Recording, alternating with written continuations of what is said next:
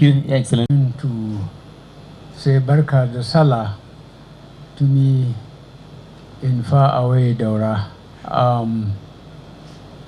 I thank you for making the sacrifice, because the observation that I have abandoned my base for so long was given to a no less personality than the Emir himself during Eid. And he was holding, you know, the microphone, and he said the last time I was here in my home was last year this time. I think he deliberately reported me to my constituency. Well, it's good I have come, because I know in 10 to 11 months' time I will come here. It's so far away from everywhere that people should leave me alone. I have a better house in Kaduna, but Kaduna is too close to Abuja for me. After I leave office, I will come here. Well, I have made the maximum of the 2 terms, God willing, in 10 months' time.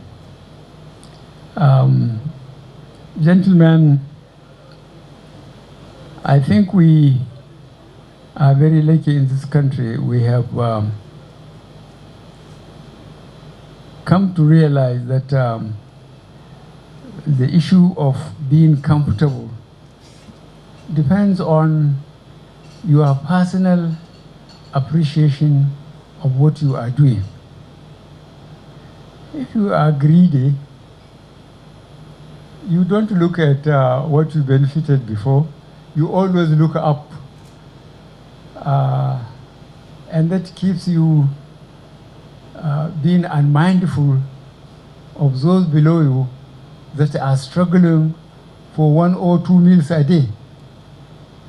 We will thank God that we have arrived at this position. We lead our constituencies, and our constituencies are very happy in the sense that they can at least feed themselves.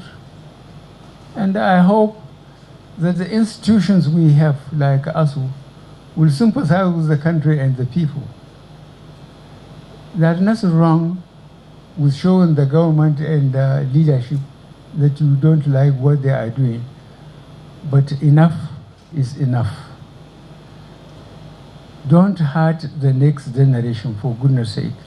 So those of you who have friends that are teachers and influential or even not influential, please persuade them to go back to classes so that our children can resume their educational pursuit. People, whether they like it or not, they are realizing that the old culture developed during colonial days, that you get educated to get a government job. That's no longer. Now you get educated for the sake of education. Because where are the jobs? The jobs are virtually finished. And technology is making things easy. We conducted an exercise in the government. We found out that grade level 12 downwards, we said they should work from home. And we found out we are even more efficient. Well, we couldn't send them away. All we did was ask them, continue your leave while we work, through technology, and we are much more efficient. So technology is even bringing a shortcut to efficiency. And we should use it and try to tell people that please encourage your children ever to get educated for the sake of education, not for government job, because technology is cutting down the number of government jobs. The resources saved will be used for education and healthcare mainly. This was going to help people. I am pleased that a number of you were here last year with me, and we are here today. Next year, this time, I wonder how many of us I will entertain. but I'm looking forward to it.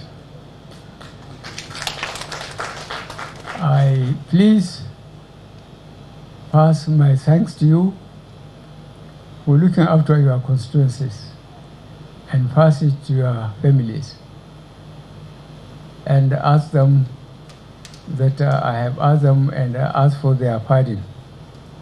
This I personally pass to my Minister of Foreign Affairs especially. I said I don't like to meet his wife because I keep him away from her for so long and for so many times.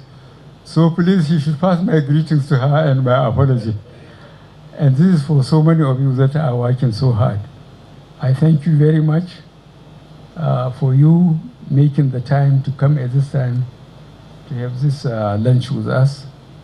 And I assure you that I appreciate it, and it makes me feel comfortable and proud that those I work with still are with me. And please keep on working for our people, for our country. We are a lucky people. I ask people to reflect. Let them check in the Central Bank of Nigeria and the NNPC.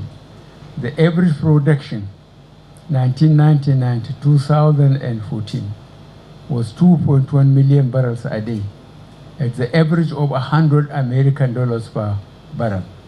So Nigeria was earning those years 2.1 million times 100 American dollars.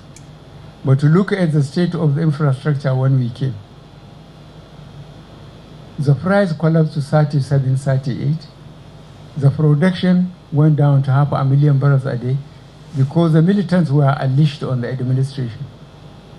But to look at what we have done relative to our resources and time, reflect on the Northeast. Ask anybody from Northeast, he will tell you what used to be the Northeast before. And the South, we are enjoying peaceful time. The big problem now is Northwest. And Northwest is amazing. I still can't understand. They are the same people, the same culture, stealing each other's cattle, killing each other. We don't have much problem in the Northeast now. We don't have problem in the South now. Okay, they are still in the petroleum. But I told them they are hurting their people more than hurting the rest of Nigeria. When they blow the pipeline, they polluted the environment. The fish goes back into the sea. Their people cannot farm, they cannot fish. And the majority of their people are farmers and fishermen. So they are hurting themselves more than they are hurting the rest of Nigeria. Gentlemen, thank you very much for coming. But I thank God that people are appreciating the personal efforts we are making, all of us, not me alone. Thank you very much indeed. Thank you, Excellency.